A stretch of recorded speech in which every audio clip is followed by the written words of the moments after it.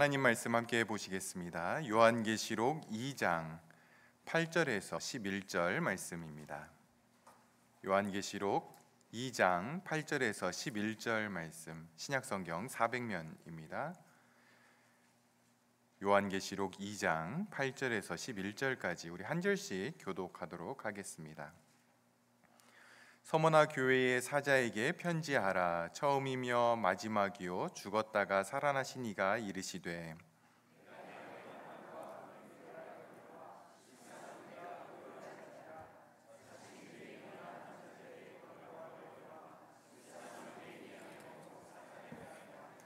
너는 장차 받을 고난을 두려워하지 말라. 볼지어다 마귀가 장차 너희 가운데에서 몇 사람을 옥에 던져 시험을 받게 하리니 너희가 10일 동안 환난을 받으리라.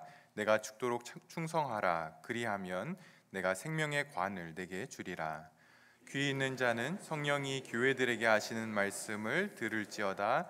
이기는 자는 둘째 해 사망의 해를 받지 아니하리라. 아멘.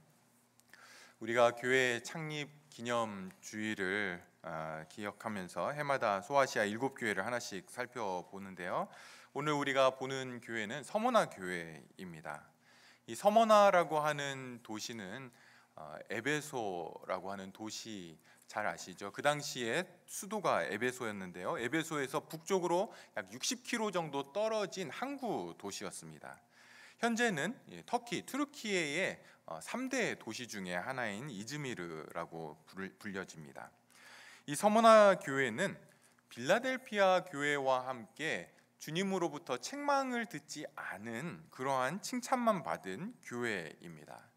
근데 여러분, 우리가 조금 후에 본문으로 들어가서 보시면 아시겠지만 주님께 칭찬만 받았다라고 하는 이 교회가 사실 사람들이 보기에는 정말 좋은 교회다, 가고 싶은 교회다, 그런 교회는 아니었습니다. 오늘날에 이런 교회가 에드먼턴에 있다고 한다면 대부분의 사람들은 신경도 안 쓰고 그리고 그 교회가 있는지조차 모를 정도로 그렇게 연약하고 조그만한 교회였습니다. 세상적으로 볼 때에 굉장히 가난한 사람들이 모여 있었고요.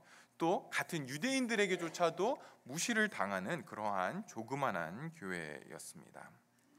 더군다나 이 교회는요, 더 좋아질 전망이 없는 그러한 교회였습니다. 앞으로 이 서머나 교회에서 몇 사람이 잡혀서 감옥에 가게 될 것이고 그리고 또 몇은 죽게 될 것이다 라고 주님이 직접 이야기를 하실 정도로 조금 시간이 지나면 괜찮아지겠지, 그러한 교회가 아니었다라는 거죠. 그럼에도 불구하고 주님의 눈에 이 교회는 너무나 귀하고 또 영적으로 굉장히 크고 가장 부유한 교회로 뽑히는 교회였습니다. 그렇기 때문에 저와 여러분은 오늘 이 교회를 우리가 살펴보면서 마음을 기울여서 이 교회를 잘 살펴봐야 됩니다. 왜냐하면 주님의 평가와 세상의 평가가 다르기 때문에, 주님이 보는 눈과 세상이 교회를 보는 눈은 다르기 때문에 우리는 자꾸만 세상이 보는 눈으로 교회를 보게 되는데, 그렇지 않고 주님이 평가하시는 그 기준을 가지고 우리 교회와 또 우리 자신들을 잘 살펴봐야 되는 거죠.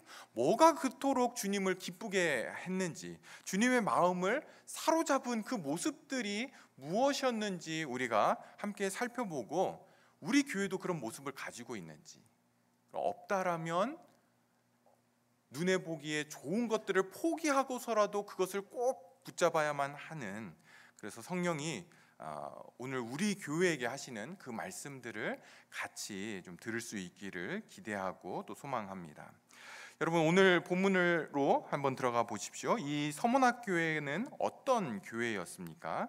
9절에 보시면 내가 내 환난과 궁핍을 알거니와 자칭 유대인이라 하는 자들의 비방도 알거니와, 10절에는 마귀가 장차 너희 가운데서 몇 사람을 옥에 던져 시험을 받게 하리니 너희가 10일 동안 환난을 받으리라. 여러분, 이 서머나 교회의 특징이 무엇이었습니까? 환난과 고난을 받고 있는 교회였습니다. 그 환난이 어떤 것들이었습니까? 9절에는 궁핍함과 비방을 받고 있었고 10절에는 옥에 던져지는 환란이 있었고 또 앞으로도 또 있게 될 것이었습니다.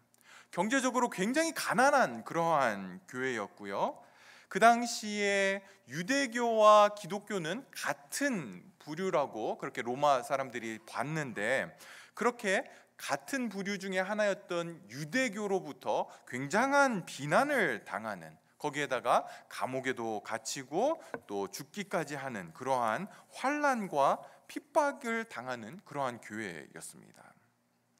여러분, 이 서머나라고 하는 도시 자체는 그 당시 굉장히 부유한 곳이었습니다. 그 당시 두 번째로 큰 항구 도시였고요.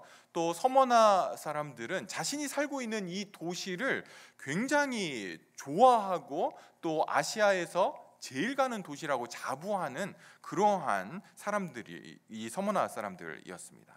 도시가 아름답기로 유명했고요. 특별히 로마와 굉장히 좋은 관계를 유지하고 있어서 로마로부터 적지 않은 혜택을 받는 도시였습니다. AD 29년, 그러니까 우리 예수님이 공생애를 시작할 때쯤 해서, 그 당시 이 로마의 황제가 티베리우스 황제였는데, 이 황제가 자기를 섬길 그 황제 숭배할 수 있는 신전을 어디다 지을까 이렇게 찾고 있었는데요. 그때 대부분의 크다고 하는 또 좋다라고 하는 아시아의 도시들이 다 자기 도시에 황제의 신전을 건축해 달라 이렇게 요청을 했는데요. 그 모든 도시들을 제치고 이 서머나에 황제 숭배하는 그 신전이 세워지게 됩니다. 여러분, 그렇기 때문에 이 서머나 사람들은 어땠을까요? 황제 숭배에 굉장한 열정을 가지고 그것을 굉장히 자부심으로 느끼는 그러한 도시 사람들이었습니다. 열렬히 황제 숭배를 지지했고 동참했겠죠. 그런데 유독 크리스찬들만은 이 황제 숭배에 동참하지를 못했습니다. 왜냐하면 이 당시 황제를 카이로스, 이렇게 큐리오스 이렇게 불렀는데요. 이 큐리오스가 무슨 뜻이냐면 주님이라고 하는 그런 뜻을 가지고 있습니다. 성경에 있는 이 주님이라고 하는 단어의 원래 이 단어가 바로 큐리오스인데요. 로마 통치 아래에 있었던 모든 그 나라들, 그리고 그 사람들은 인사가 카이저 큐리오스였습니다. Caesar is Lord라고 하는 것으로 인사를 했고요. 그 인사를 받으면 사람들은 Yes, he is Lord, 뭐 이렇게 이제 인사를 했던 거죠. 근데 성도들은 그렇게 인사를 할 수가 없었습니다. 왜냐하면 성도에게 있어서 큐리오스라고 불릴 수 있는 분은 오직 예수 그리스도밖에는 없었던 거죠. 이 서머나 교회 성도들은 황제 숭배를 거부했습니다. 황제 숭배가 가장 열렬히 일어났던 그 도시에서 이 서머나 교회는 그것을 거부했고요. 그랬기 때문에 사람들로부터 미움을 받았고 손가락질을 당했습니다. 사회에서 직장 얻기가, 크리스찬이라는 이름을 달고 직장 얻기가 쉽지가 않았습니다. 비즈니스를 하면서 부도덕한 일들이 많이 일어났기 때문에 거기에 동참하지도 않았고요. 이 당시에 길드, 조합 같은 거죠. 길드가 굉장히 발달해 있었는데 이 길드에서도 온갖 악한 부패한들이 있었기 때문에 크리스찬들은 비즈니스를 하면서도 이 길드에 참여를 못했습니다. 제대로 된 경제 생활을 할 수가 없었던 거죠. 그렇기 때문에 그 당시에 내가 예수님을 믿겠습니다라고 하는 그러한 결정은, 다시 말해서 나는 이제부터 가난하게 살겠습니다라고 하는 결정과 같은 것이었습니다. 요즘은 교회를 다닌다라고 해서 궁핍하다 이렇게 말하지는 않죠.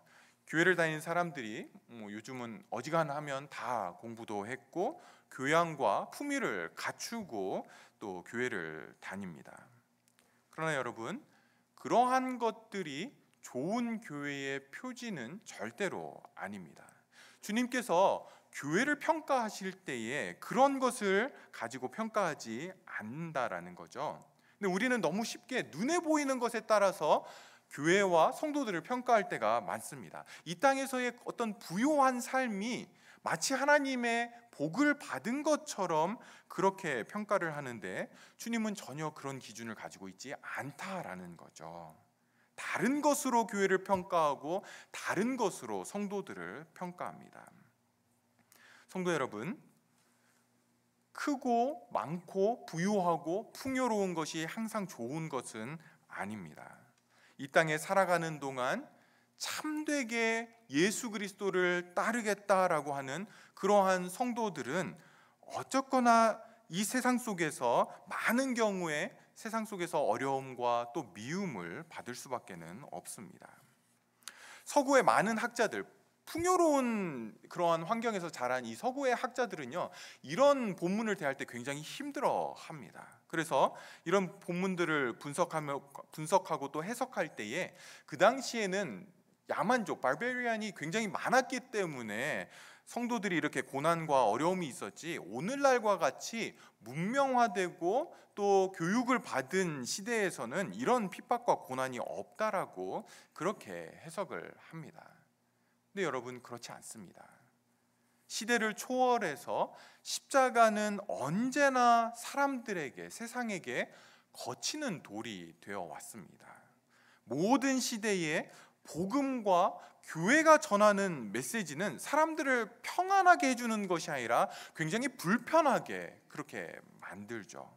사람들의 죄를 드러내고 잘 살고 있는 사람들에게 너는 죄인이다, 회개하라라고 그렇게 이야기를 합니다. 불편합니다. 그렇기 때문에 복음을 제대로 전하기로 한다면 끝없는 도전과 공격과 핍박이 성도들의 삶 가운데 있을 수밖에는 없는 겁니다. 여러분, 그렇다라고 해서 성도는 항상 가난해야 되고 핍박을 받아야 되고 고난을 받아야 된다, 그런 것이 아닙니다.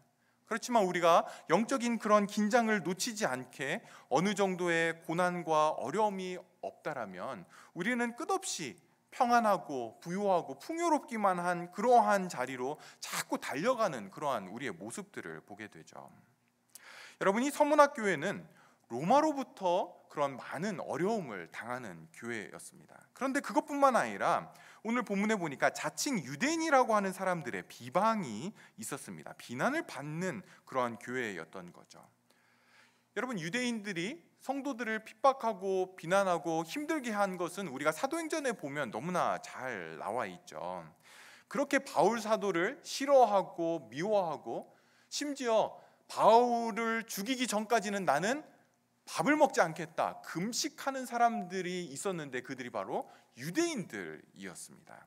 단순히 바울만 싫어하는 것이 아니죠. 바울이 믿는 그 믿음을 가지고 있는 사람들, 기독교인들을 다 그렇게 싫어했던 겁니다.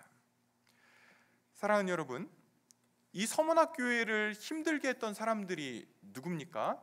유대인들이었습니다. 로마 사람들이 볼 때는 유대교나 기독교나 다 같은 그러한 사람들로 보였는데, 성도들을 가장 많이 핍박하는 사람들이 누구였냐면 바로 이 유대교, 유대인들이었다라는 거죠. 절대로 밖에 있는 사람들만은 아니었다라는 겁니다.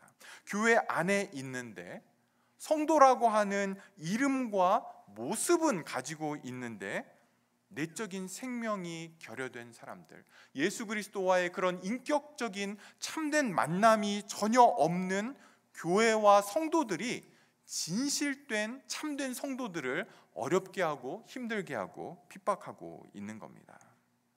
초대교회는 유대교가 가장 많이 그들을 핍박을 했죠. 중세로 넘어가면 중세의 종교개혁이 일어나면서 로마 카톨릭이 교회를 가장 많이 핍박을 하게 됩니다.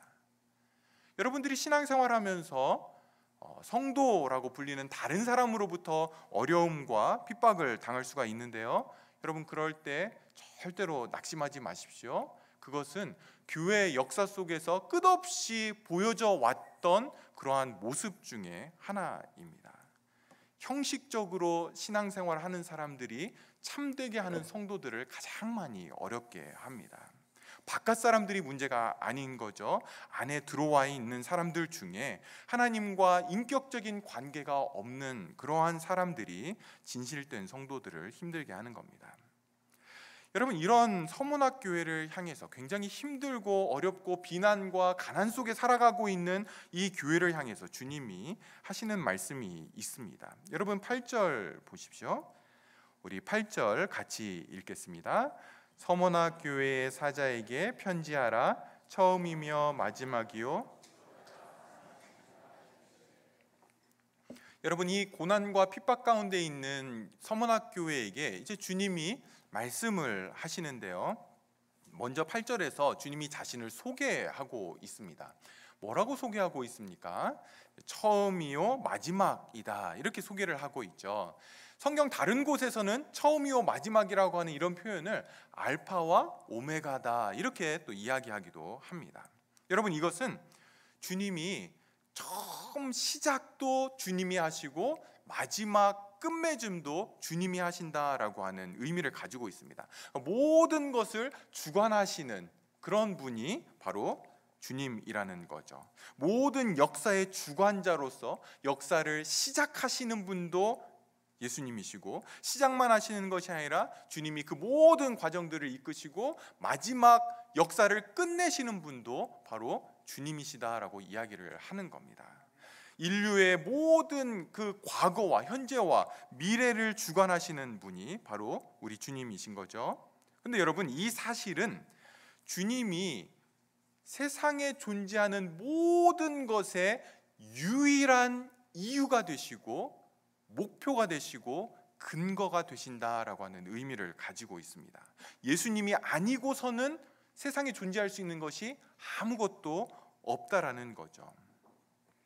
여러분, 세상이 주님과 교회를 그렇게 힘들게 하고 핍박하고 어렵게 하지만 주님이 말씀하시는 게 뭡니까? 결국 그 세상은 주님의 다스림 아래에 있다라는 거죠. 그 모든 걸 이끄시는 분이 예수 그리스도라는 겁니다.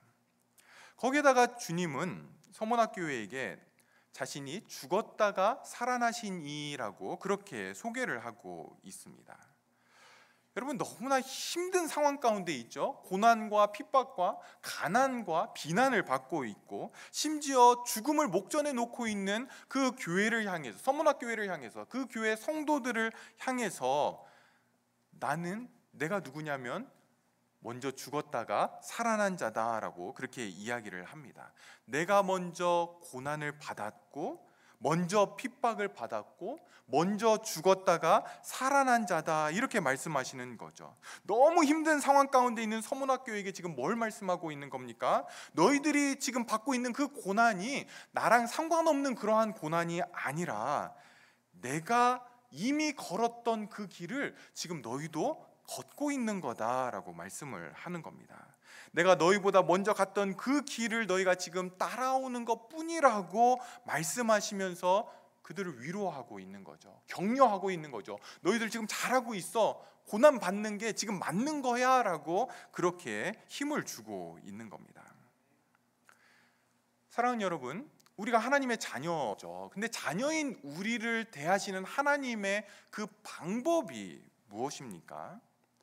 모든 게 잘 되고 형통하고 모든 일에 성공하고 또 뭔가 우리에게 특별한 사명을 주셔서 뭐 기도만 하면 다 모든 게 다 응답받고 병든 자들이 낫고 죽은 사람도 일어나고 제가 설교만 하면 막 수백 명 수천 명이 막 회개하고 몰려드는 것 아닌 것 뭐 눈에 보면 다 아시죠.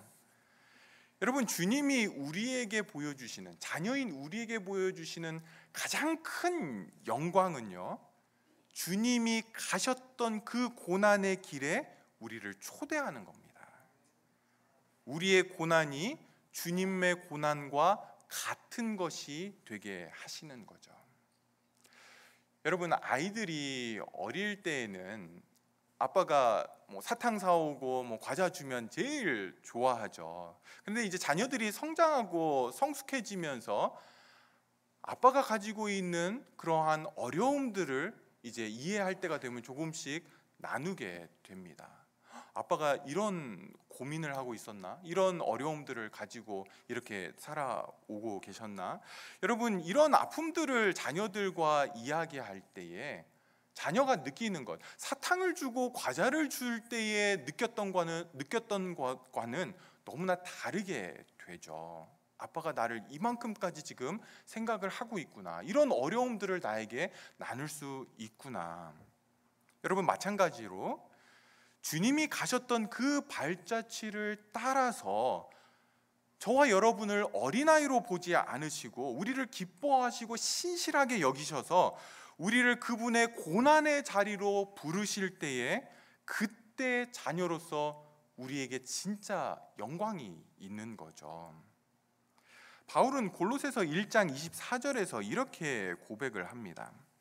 나는 이제 너희를 위하여 받는 괴로움을 기뻐하고 그리스도의 남은 고난을 그의 몸된 교회를 위하여 내 육체에 채운다. 이렇게 이야기를 합니다.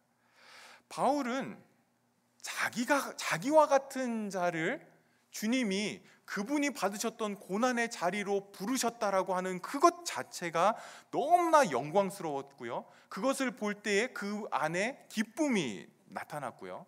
그래서 그가 고백하기를 이제 그 남은 고난을 내 육체에 채우고 싶다. 그렇게 나는 살아간다. 그게 나의 가는 길이다라고 고백을 하고 있습니다. 그 고난, 내 몸에 그리스도의 흔적을 가졌다라고 하는 그 고난이 성도들이 하나님의 자녀로서 누릴 수 있는 최고의 기쁨과 영광이 되는 거죠. 여러분, 우리가 꿈꾸는 신앙은 어떻습니까? 이 땅에서도 잘 되고 영적으로 잘 되는 것, 이제 우리가 이거 제일 원하는 거잖아요. 이거 꿈꾸는 우리의 신앙 생활이죠. 근데 사실 성경이 보여주는 성도의 신앙은 그런 것은 아닙니다. 여러분, 나중에 우리가 주님 앞에 딱 섰을 때에 무엇이 우리의 영광이 되겠습니까?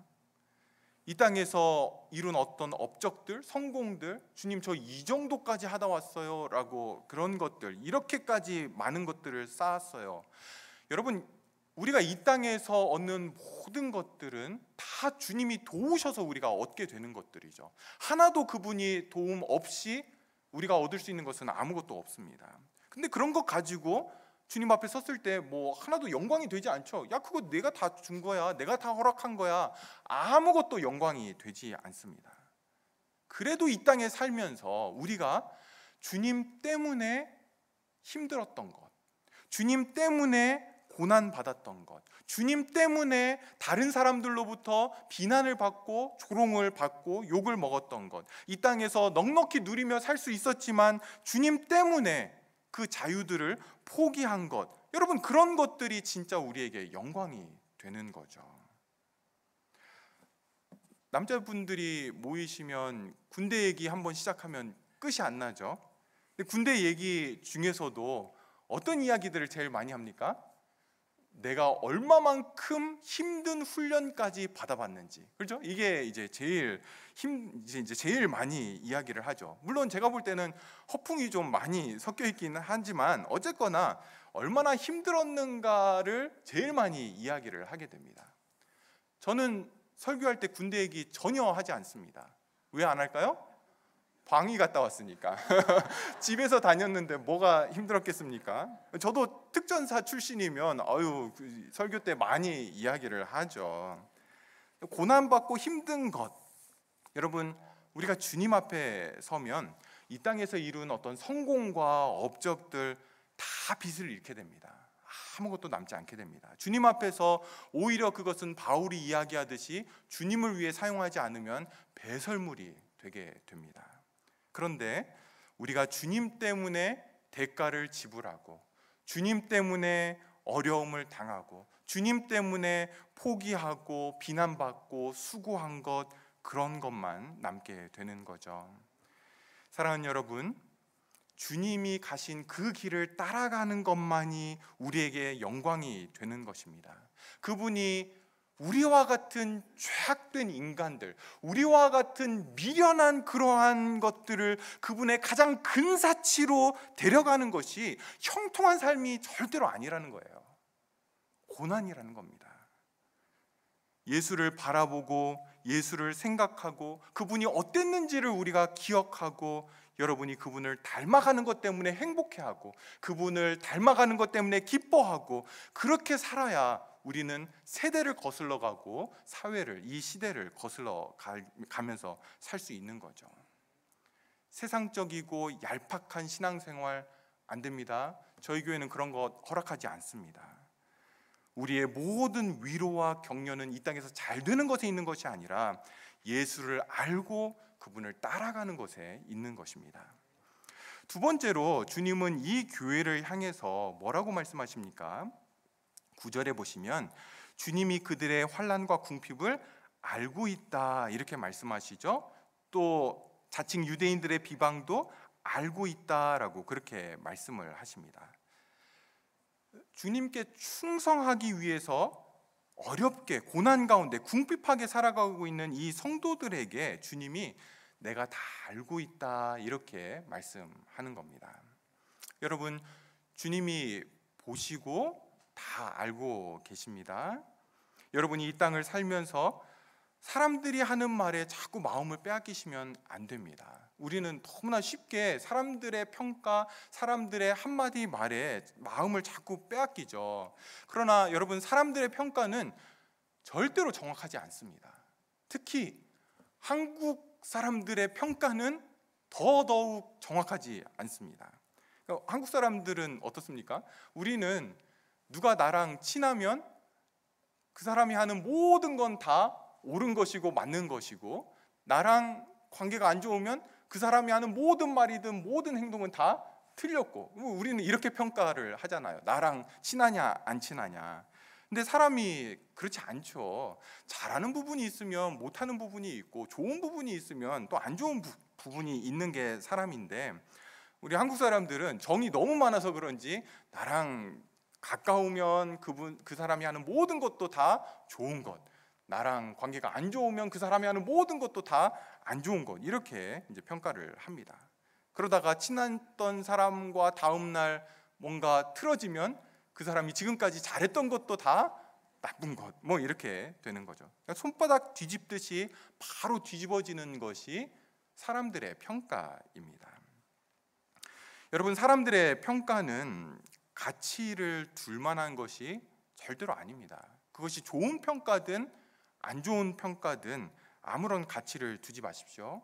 사람들이 뭐라고 말하는 것이 중요하지 않습니다. 대신 주님이 보시고 아시죠. 그렇기 때문에, 주님이 보고 계시고 아시기 때문에 욕을 먹어도 괜찮습니다. 주님이 보시고 아시기 때문에 고난을 당해도 괜찮습니다. 주님이 보시고 아시기 때문에 억울한 일 좀 당해도 괜찮고, 손해를 봐도 괜찮고, 이렇게 살아가도 괜찮다라는 겁니다. 주님이 아시니까. 너무 작은 일에 어쩔 줄 몰라 하면서 막 부르르 떨면서 말 한마디에 어쩔 줄 몰라 하는, 여러분 그렇게 하지 마십시오. 그런 일들이 일어날 때 누군가 나를 막 비난하고 또 잘못되이 평가할 때 내가 이거 똑바로 잡아야지, 그러지 마시고 주님이 보시고 아시지, 주님이 보시고 계시지, 여러분 이렇게 하고 넘어가시면 됩니다. 제가 오늘 설교 제목을 주님이 보시고 아시지 이렇게 하려다가 너무 이렇게 속이 드러나는 것 같아서 그랬는데, 여러분 사람들의 그러한 평가 그냥 들어도 못 들은 척, 알아도 모르는 척 그렇게 넘어가시고, 대신 그런 일들이 일어날 때 어떻게 해요? 주님이 보시고 아시지 이렇게 하고 넘어가십시오. 근데 여러분, 주님이 뭐까지 알고 있다라고 말씀하십니까? 9절에 보시면 실상은 내가 부요한 자니라. 단지 서문학교회가 겪고 있는 어려움, 고난, 아픔 이것만 알고 계시다라고 말하지 않고 너의 진짜 모습, 서문학교회의 진짜 모습, 그게 뭐냐면 너희들이 진짜 부자라는 거죠. 아무것도 가진 게 없는데, 손에 잡고 있는 게 아무것도 없는데, 고난과 핍박이 가득하고 앞으로도 나아질 가망성이 전혀 없는데 주님이 말씀하시는 게 네가 부자야 라고 그렇게 지금 말씀하고 계십니다. 사랑하는 성도 여러분, 이것이 성도가 세상을 바꿔왔던 방법입니다. 주님이 그렇게 칭찬하시는 이 서문학교회의 특징이 왜 고난과 핍박과 궁핍과 비난, 비방입니까? 참 아이러니하죠. 그런데도 불구하고 그 안에 성도의 참된 능력이 있기 때문에 그렇습니다. 여러분, 이 서문학교회가 어려움 가운데 있고 고난을 당하고 궁핍하고 세상적으로 내세울 것이 없었기 때문에 이들은 어려움이 생기면 어디 가서 호소할 데가 없었겠죠. 어디로 갔겠습니까? 하늘로 가야죠. 그렇죠? 아버지께로 갈 수밖에 없었습니다. 기댈 수 있는 게 없었기 때문에 주님만 붙드는 거죠. 하나님을 부르고 그분의 이름을 부르고 그분을 찾고 하나님을 구하고, 하나님이 아니면 어디서도 쉴 곳이 없었던 교회가 바로 이 서문화 교회였습니다. 그런데 그 고난과 아픔 안에 성도의 참된 능력이 있었던 거죠. 성도의 진짜 능력은 어디서 나는 겁니까? 하나님 앞에 나아가서 그분의 능력이 나의 것으로 될 때에, 그것을 끌어다 아버지의 것이 내 것이 될 때에 성도에게 진짜 능력이 있는 거죠. 그런데 우리가 세상적으로 다 가지고 있으면 아버지께 안 가죠. 내가 해결하면 되니까. 성도의 고난과 아픔, 이 어려움들이 성도에게 진짜 능력이 되는 겁니다. 사랑하는 여러분, 여러분은 하나님 앞에 그렇게 서보신 적이 있습니까? 하나님의 이름을 부를 때에만 안식이 있는, 어디에도 안식이 없고 어디에서도 도움받을 수 없고 어디에도 피할 곳이 없는데 주님 앞에 가서 주님 하고 부를 때에 하늘로부터 임하는 그 위로와 도움을 경험해 보신 적이 있습니까? 이 서문학교회는 세상적인 눈으로 볼 때는 아무것도 가진 것이 없는 그러한 교회였지만, 세상은 없는, 세상이 가지고 있지 않은 가장 부유한 것으로 옷을 입고 있는 그러한 교회였습니다. 그래서 주님이 보시고 실상은 네가 진짜 부자다라고 그렇게 말씀하시는 거죠. 하나님으로부터만 오는 살아있는 능력을 알고 있는, 옷 입고 있는 교회였고 성도들이었습니다. 세 번째로 주님은 10절에서 너는 장차받을 고난을 두려워하지 말라 이렇게 말씀하십니다. 여러분, 우리는 이런 이야기를 주님이 하시면 그 뒤에 어떤 내용을 기대합니까? 열흘만 견디면 괜찮아질 거야. 좋은 세상이 올 거야. 조금만 참고 기다려. 내가 너 구원해 줄게. 복 줄게. 여러분, 이런 내용을 기대하죠. 그런데 주님은 그런 것을 약속하시지를 않습니다. 오히려 반대로 앞으로 고난이 더 있을 것이고 몇 사람은 잡혀가서 감옥에 갇히게 될 거고 또 너희 교회 안에 몇 사람은 죽게 될 것도 있다라고 이야기를 하시면서, 그런데 그 뒤에 절대로 두려워하지 말라라고 이렇게 말씀을 하십니다.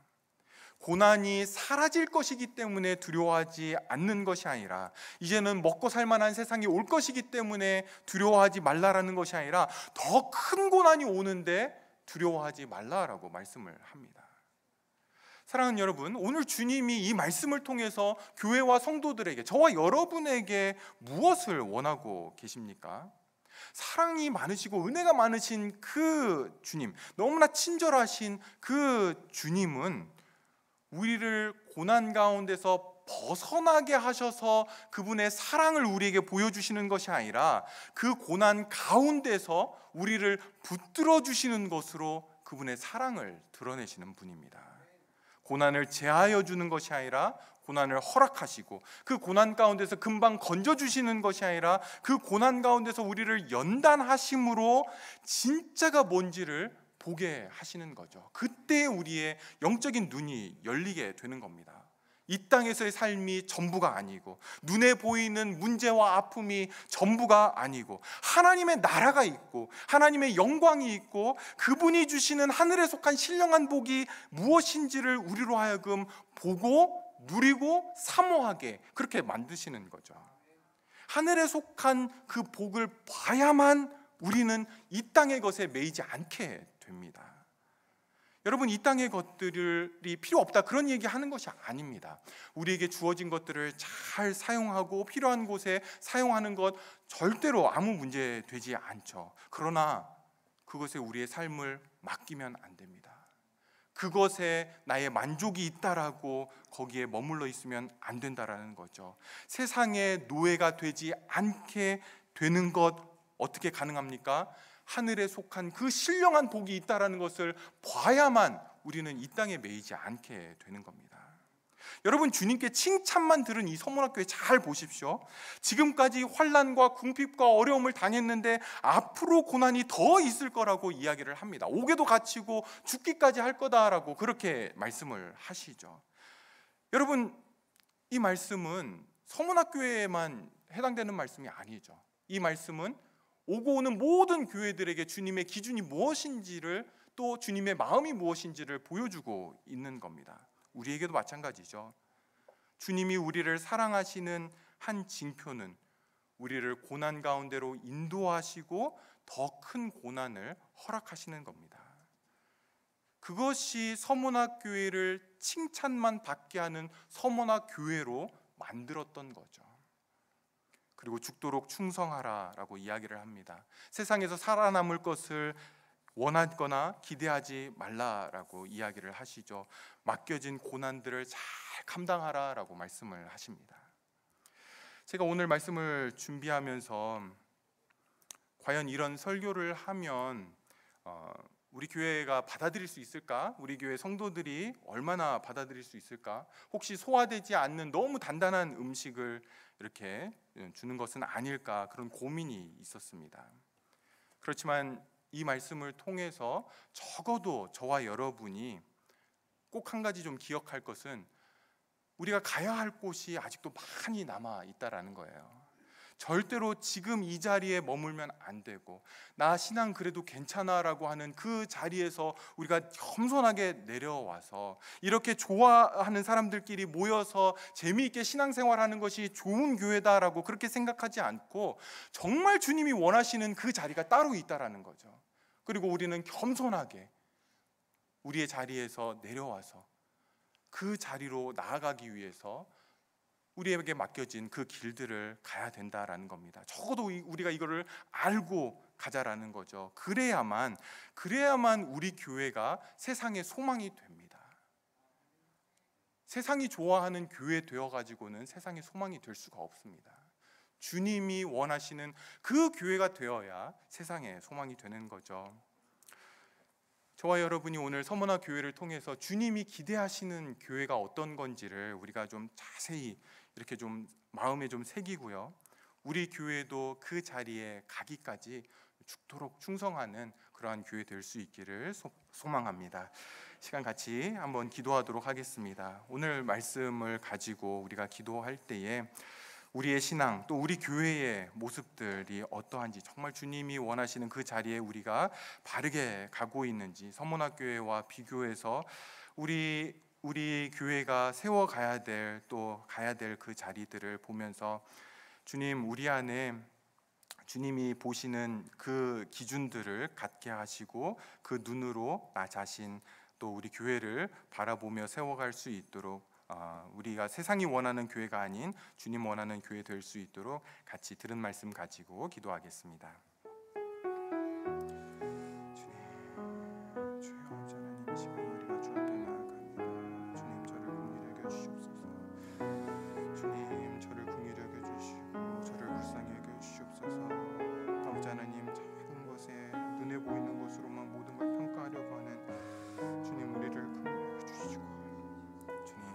하나님, 주님이 원하시는 그 자리에 나아갈 수 있도록 주님 도와주시옵소서. 주님, 우리를 불쌍히 여겨주시옵소서. 주님, 우리 안에 은혜를 더하여 주시기 원합니다. 주님, 아버지 하나님이여, 아버지 하나님 제 힘을 아버지 하나님 고백하오니 주님, 저를 긍휼히 여겨주시옵소서. 주여, 아버지 하나님, 주의 성령께서 역사하여 주셔서 우리에게 들을 길을 허락하여 주시고, 주님 말씀하시는 것 우리의 마음에 새길 수 있도록, 중심에 새기고 그 따라 살아갈 수 있도록 주여 도우시기를 원합니다.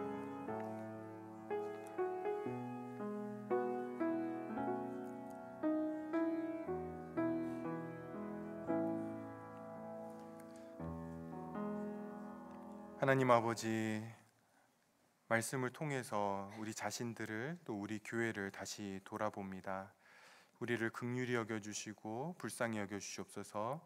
끝없이 눈에 보이는 것으로만 나를 평가하고 또 우리 교회를 평가하려고 하는 그 자리에서 주님의 마음을 보게 하여 주시고 주님의 뜻을 보게 하여 주시고 주님의 기대가 어디에 있는지 우리로 하여금 보게 하시고 우리의 마음에 새겨지게 하여 주시옵소서.